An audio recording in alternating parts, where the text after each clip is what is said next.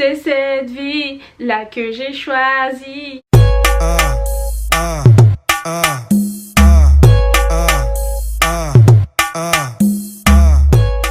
Salut tout le monde, j'espère que vous allez bien. Donc aujourd'hui on se retrouve dans une nouvelle vidéo. Aujourd'hui je vais vous détailler en fait les matières que l'on a en école de commerce. Donc il y a quelques mois, je pense que c'était il y a 2 mois, début septembre, je vous ai fait une vidéo où je vous disais c'était quoi mon emploi du temps en école de commerce. Et du coup là, pour que vous sachiez ce qu'on étudie là-bas, je vais vous détailler en fait les matières que l'on nous enseigne en école de commerce. Donc moi je suis en master en programme grande école. Mon master il est pas spécialisé en première année, du coup c'est 2e année de programme grande école. Je vais me spécialiser que en 2e année. Du coup les matières qu'on fait c'est un peu des matières générales. Pour moi c'est un petit peu des matières de gestion en fait. Donc si vous avez fait une licence de gestion, économie, etc. Normalement ces matières là vous sont familières. Donc pour vous donner une idée globale, en fait en école de commerce on a des matières qui visent une entreprise dans sa globalité. On va toucher à tout en fait, parce que le but d'un manager, c'est une école de management et à la fin de ton cursus, tu es censé toucher tous les pôles d'un manager. Donc il y a la finance, il y a la compta, donc ça va ensemble, compta finance, les ressources humaines, le marketing, la vente, bref c'est vraiment une vision globale. Donc du coup je vais vous détailler les matières que moi j'ai dans mon école. Après dans toutes les écoles c'est pas les mêmes intitulés, mais dans la globalité c'est les mêmes matières qu'on a en fait. Du coup là je vais vous donner toutes les matières que j'ai eues pendant le premier semestre. Donc mon premier semestre n'est pas encore terminé, mais c'est bientôt la fin et j'ai mes partiels dans une semaine, la semaine prochaine quoi. Donc ouais, je vais regarder mon emploi du temps et je vais vous dire les matières que j'ai et je vais essayer de vous les détailler, enfin pas vous les détailler mais de vous les expliquer, parce que je sais que c'est pas évident. Si vous avez jamais fait ça vous pouvez pas savoir ce qu'on apprend. Si je vous donne juste un titre de matière comme ça, peut-être que ça vous dira rien. Donc voilà, du coup la première matière c'est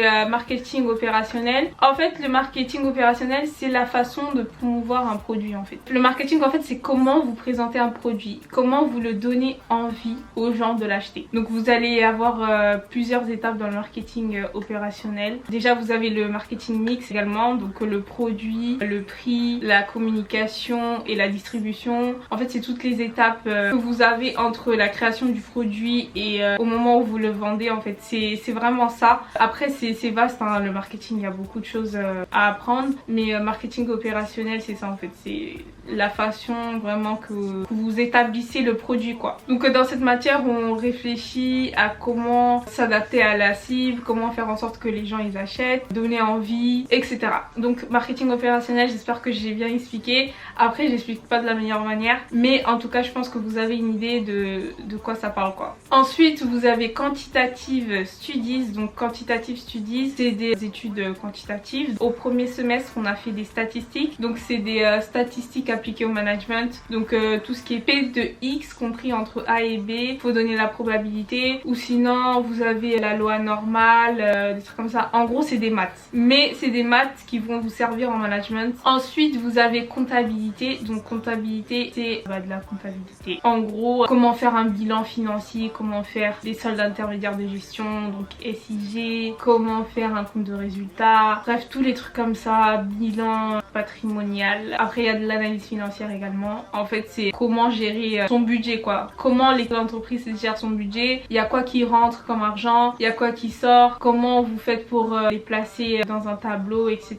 Donc c'est de la compta quoi. Ensuite vous avez Advanced Strategy, donc je le dis en anglais parce que mes cours sont en anglais. Donc c'est stratégie avancée, donc c'est tout ce qui est Pestel, SWOT. Pestel, SWOT en fait c'est du marketing, mais c'est plus du marketing stratégique en fait. Au début je vous avais dit qu'il y avait le marketing opérationnel, mais là c'est le marketing stratégique, c'est vraiment l'étude de marché, déterminer les forces et faiblesses de l'entreprise, qu'est-ce que vous apportez de plus, les opportunités et les menaces de l'environnement, etc. Bref c'est vraiment du stratégique, c'est ce qu'on fait avant l'opérationnel en fait. C'est vraiment l'étude de marché, comprendre le marché, savoir qu'on a besoin, etc. Ensuite vous avez théorie des organisations. Donc théorie des organisations c'est, franchement on revoit des trucs qu'on avait vu au lycée, tout ce qui est taylorisme, fordisme, en fait c'est toutes les organisations en fait, comment avant les entreprises elles étaient organisées et ce qui en est devenu maintenant. En gros on voit vraiment la structure de l'entreprise, c'est quoi les différences entre elles, c'est quoi qui marche le mieux, etc. Ensuite vous avez éloquence et leadership. Donc éloquence et leadership c'est comment s'exprimer, comment être un leader quoi, comment avoir une attitude de leader. C'est vraiment un cours, c'est pas un cours théorique du tout, c'est vraiment un cours très pratique. Genre la prof elle nous dit d'aller au tableau et de prononcer un discours ou sinon de faire des exercices pour qu'on soit moins stressé.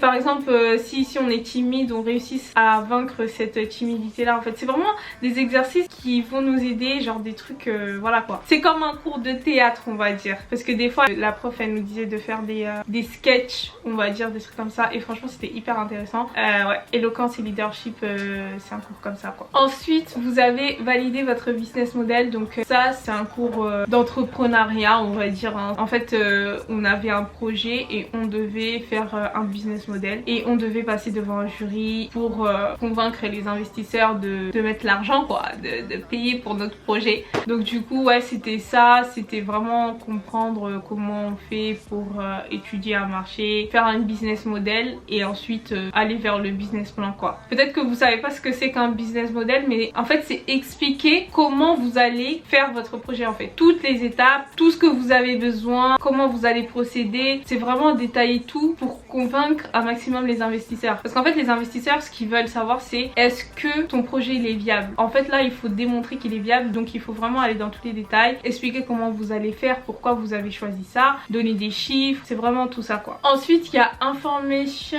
Systems Management. En fait c'est une matière où vous apprenez tous les systèmes d'information dans le management. Donc c'est tout ce qui est par exemple logiciel, c'est tout ce qui est téléphone mobile, tout ce qui est infrastructure numérique, etc.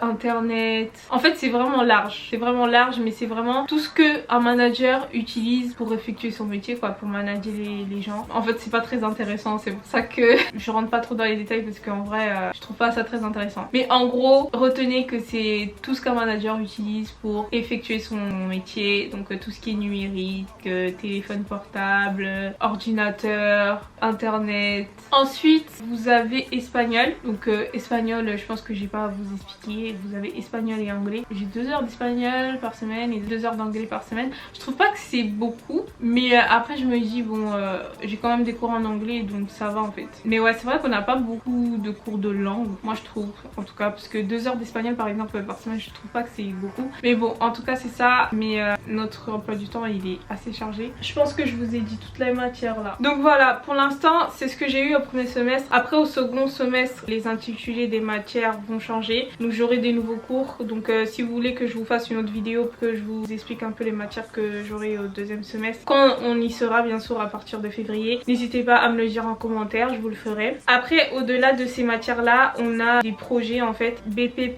Contest. On va avoir un dossier, on va devoir répondre aux questions etc en groupe. Donc il y a beaucoup de projets de groupe. Honnêtement j'en ai trop marre parce que ça prend beaucoup de temps les projets de groupe. Honnêtement c'est trop chiant. Mais bon on a beaucoup de projets de groupe, on a ça, donc ça sera un dossier de maths quoi. Après on a eu un test performance à faire également. Donc c'est un test, c'est comme un bilan de compétences en fait. C'est pour démontrer quel est votre profil, pour quel métier vous êtes fait etc.